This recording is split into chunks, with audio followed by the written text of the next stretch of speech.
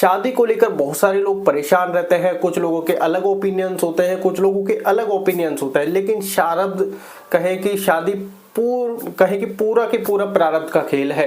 तय समय पर आपकी शादी हो जाती है, योग बन जाते हैं। कुछ लोगों को ऐसा लगता है कि हमारी कुंडली में योग है लेकिन शादी नहीं हो रही है, तो आप एक बार चेक करें कि क्या कुंडली सही है, क्योंकि बहुत से एस्ट्रोलॉजर कहते हैं कुंडली में एक आध मिनट भी ऊपर नीचे हो जाए तो मामला गड़बड़ा जाता है।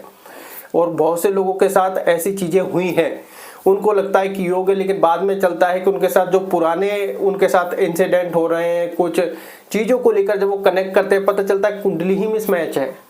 तो ऐसे बहुत से लोगों के साथ हुआ है। तो इसलिए आप परेशान ना हो कि तय समय पर आपके सारी चीजें हो जाएगी। बहुत से लोगों को ये होता है कि प्रारब्ध में कहे कि जब हम शादी के लिए एफर्ट लगाते हैं कोई आकर टांग अड़ जाता है, वहां पर आपकी नहीं होनी होती है, और कहे कि फिर हम क्या मेहनत नहीं करें। देखिए आप फ्री भी नहीं बैठ सकते, क्योंकि ये भी कहीं ना कहीं प्रारब्ध इसमें ऐड हो जाता है। और कहते हैं कि व्यक्ति को हमेशा अपना पुरुषार्थ करना चाहिए, लेकिन हम ये सोचते हैं कि जब फल प्रारब्ध के हाथ में तो पुरुषार्थ क्यों करे, कर्म क्यों ही करे। लेकिन दोस्तों हमारा कर्म हमें करना ही है, पुरुषार्थ करना ही है, क्योंकि हम अक्सर जो चीजें करते हैं वो सारी चीजें फल को अनुरूप रख के करते हैं। बस यहीं पर हमारी दिक्कतें चालू हो जाती है, क्योंकि फिर हमको हमारे अनुरूप फल नहीं मिलता तो हम निराश हो जाते हैं। तो ऐसे में जैसे हमने आपको पहले की स्टोरी बनाई थी उस पर कुछ कमेंट्स भी थे कि जैसे हर एक व्यक्ति ने खूब एफर्ट्स लगाए, सारे प्रयास किए, अपना कर्म किया, और उसके बाद जो वो चाहते थे वैसा नहीं हो, उसके रिसेंट मतलब कुछ टाइम बाद ऑटोमेटिकली शादी के सारे योग बने, आगे से रिश्ता आया और सारी चीजें तो हमने वो आपको बताई थी। लेकिन कुछ लोग कहते हैं कि और थोड़ा ओपन अप करके उस चीज को बताया जाए कि कैसे क्या हुआ या फिर कैसे शादी के लिए। देखिए दोस्तों, व्यक्ति अपने अनुसार सारे कार्य करता है, ठीक है, उसको अपने अनुसार सारे कार्य करना होता है, लेकिन होता वही है जो उसके प्रारब्ध में ऐड हो चुका है, क्योंकि फल प्रारब्ध के हाथ में है। इससे आपको एक प्रकार की ऑटोमेटिकली संतुष्टि आ जाएगी कि हमारा काम एफर्ट लगाना है। हमको ऐसा लगता है कि आज हमारे साथ ये गलत हो रहा है, हमको आज ऐसा लगता है कि हमारे साथ ये गलत हो रहा है, मुझे तो यही मिलना चाहिए था, मेरे लायक तो यही है, मेरे लिए बनाए। लेकिन हम दूरदृष्टि वाले लोग नहीं हैं, हमें सिर्फ हमको छोटी सी चीज नजर आती है। अगर हम एक लंबा रास्ता भी देखें तो 100 मीटर 200 मीटर से आगे हम नहीं देख सकते, लेकिन जो हमारे प्रभु हैं वो जन्म जन्मांतर का सारा रिकॉर्ड उनके पास है। सारी चीजें कौन हमारे लिए सही है, कौन नियति के लिए कहाँ कैसे कब क्या क्या होना है, वो सब कुछ निहित है। तो ऐसे में हम बात कर रहे थे स्टोरी की, वीडियो को कोई लंबी खींचने का कोई इरादा नहीं है, कि उस स्टोरी में हमने ये बताया था कि एक व्यक्ति था, उसकी पूर्ण फैमिली थी, ऐसे नहीं है पैसे वाले, सब कुछ अच्छे लोग थे, अच्छे पैसे वाले थे, और उनके कहे कि उस फैमिली में माता पिता और वो 3 भाई और एक सिस्टर थी, ठीक। वो अब कहते हैं ना कि जब सबकी एज लगभग सेम 2 तो 3 साल का सब में डिफरेंस होता है, तो कहे कि अब वो शादी के लायक भी हो गए थे, और वो ऐसा है कि जैसे कभी माता जी की तबीयत खराब होना, कभी पिताजी की तबीयत खराब होना, ऐसा सिस्टम चल रहा था उनके घर में। तो उन्होंने सोचा कि माताजी और पिताजी जब तक हैं एक की शादी करवा लेते हैं, जिससे कुछ काम भी बढ़ जाएगा और पता नहीं कब क्या हो जाए, तो एक की शादी तो कम से कम देख जाएं। ये हर व्यक्ति अपने लेवल पर सोचता है, क्योंकि कहते हैं ना कि जैसे बूढ़े माता पिता होते हैं, अपने पोते का मुंह देख जाए या किसी संतान का मुंह देख जाए, या फिर किसी की शादी बच रही होती है तो इसकी शादी हो जाए, पोते की शादी हो जाए, पोती की शादी हो जाए। तो ऐसे सबके मतलब कहे कि अपने अपने सपने होते हैं, ड्रीम्स होते हैं।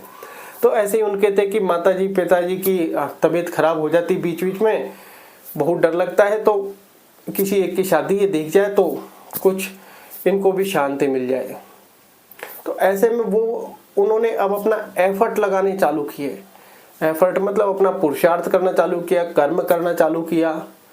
अब इसके लिए कितना कर्म कैसे करना चाहिए और क्या नहीं करना चाहिए, देखिए इस बात की कोई संपूर्ण ज्ञान और नॉलेज नहीं है, क्योंकि हर व्यक्ति के अलग अलग ओपिनियन निकल के आते हैं। लेकिन हर व्यक्ति अपना प्रयास और पुरुषार्थ करना होता है, क्योंकि हम अगर सारी चीजें ड्रॉप आउट कर देंगे तो वो होता है फल, लेकिन हमें कर्म भी तो करना पड़ेगा ना, अपना पुरुषार्थ भी तो करना पड़ेगा, तो वो होता है एफर्ट्स। तो अब उन लोगों ने अपना एफर्ट करना चालू किया, अपने लगातार प्रयास करना चालू किए, और प्रयास भी ऐसे नहीं कि कोई छोटा मोटा प्रयास हो गया, ऐसे ऐसे एक्सट्रीम लेवल्स पर जाकर कि वो कहते हैं ना शाम दाम दंड भेद। व्यक्ति को ये लग रहा है कि किसी एक की शादी माताजी पिताजी देख जाए तो हो सकता है कोई बड़ी बात उनके साथ हो और वो पता नहीं हो दूसरे वाले बंदे को जहाँ से ये स्टोरी है, और ये रियल है। ऐसा नहीं कि कोई फेक स्टोरी, ये रियल है, लेकिन बस एग्जैक्टली नाम नहीं ले सकते, इसलिए वहाँ से कोई अगर उनके साथ कोई बड़ा चीज़ें जुड़ रही हो तो वो पता नहीं है। तो वो अपना प्रयास करते जा रहे थे, पैसे से भी। वो कहते हैं ना शाम दाम दंड भेद, जैसे हो वैसे।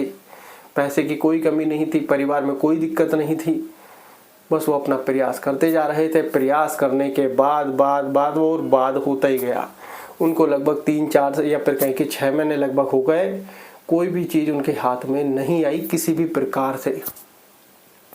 अंत में उन्होंने यही सोचा कि यार इतना सब कुछ करने से कि पैसे से भी इस्तेमाल करके देख लिया। कुछ लोगों के ये है कि पैसे से शादियां हो जाती हैं, ये सिर्फ एक भ्रम है, ये बात आप ध्यान रखें। क्योंकि ऐसा नहीं है, कुछ लोग कहेंगे कि ऐसा नहीं है पैसे से हो जाती है। तो आपको मैं एक इतना प्यारा से इस बीच में स्टोरी में ऐड कर देता हूँ। खाली मैं एक ऐसे, या फिर कहें कि अभी पिछले टाइम में एक ऐसे व्यक्ति से मिला हूँ जो ये कह रहा है कि मैं तो शाम दाम दंड भेद पैसे से कर लाऊंगा, लेकिन पैसे से भी नहीं हो रही है। ये कोई खास आदमी था, वो ये कह रहा है कि पैसे से भी कर लाऊंगा लेकिन पैसे से नहीं हो रही है। क्योंकि पहले ये सोचा था कि पैसे कमा लेता हूँ, पैसे से कर लाऊंगा, लेकिन हो ही नहीं रही है।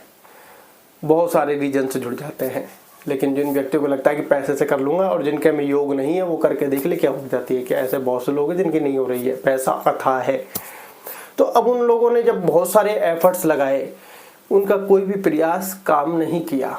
इन द एंड सारे प्रयास रुक गए, कभी किसी कारण से, कभी किसी कारण से, कभी किसी कारण से। और एंड में उन्होंने 6-7 महीने तक जो प्रयास किया, उसके बाद उन्होंने ड्रॉप आउट कर दिया। उसके कुछ समय बाद उनकी कहीं की माताजी की डेथ हो गई। जो वो प्रयास कर रहे थे, कोई उनके साथ होगा, जो चीज़ें उन्होंने बाहर रिवील नहीं की, क्या कोई हो सकता है बीमारी हो या फिर कोई और सिस्टम्स हो, कोई और समस्या हो। तो उन्होंने माताजी के साथ क्या था, ये सारी चीज़ें बाहर रिवील नहीं हुई कि कोई बीमारी थी या वैसे ही ऑटोमेटिकली, क्योंकि किसी व्यक्ति को कुछ पता नहीं होता आज के ज़माने में, या पहले भी किसी को पता इतना नहीं होता था कब डेथ हो जाए। तो अब कहे कि अब वो न्यूट्रल हो गए बिल्कुल। या तो माताजी कहते हैं ना कि हमको पता था माताजी के साथ कुछ ऐसी समस्या है, इससे ज़्यादा समय उनके पास नहीं है और वो अपना प्रयास कर रहे थे, तो वो वाली चीज़ें फिर ऐसे एज ए पर्सन समझ में आती, कुछ ना कुछ इनके साथ होगा, इसलिए एक्सट्रीम लेवल पर प्रयास कर रहे थे साम दाम दंड भेद लगाकर। लेकिन कुछ टाइम बाद उनकी नहीं हुई और माताजी की डेथ हो जाती है 2-3 महीने बाद। अब वो बिल्कुल न्यूट्रल हो गए। अब ना तो वो प्रयास कर रहे थे, क्योंकि शायद वो माताजी के लिए प्रयास कर रहे थे, लेकिन अब उन्होंने वो प्रयास छोड़ दिया कि अब तो हो जाएगी, जब होनी होगी, और बाकी चीज़ों पर और ध्यान देते हैं।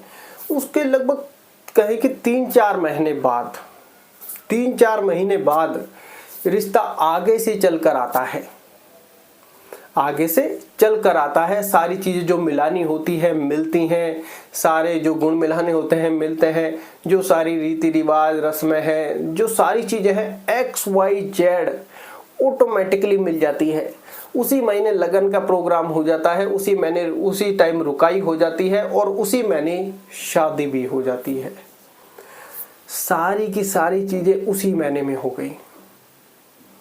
योग बना, सब कुछ चीज़ें अपने आप ऑटोमेटिकली हुई।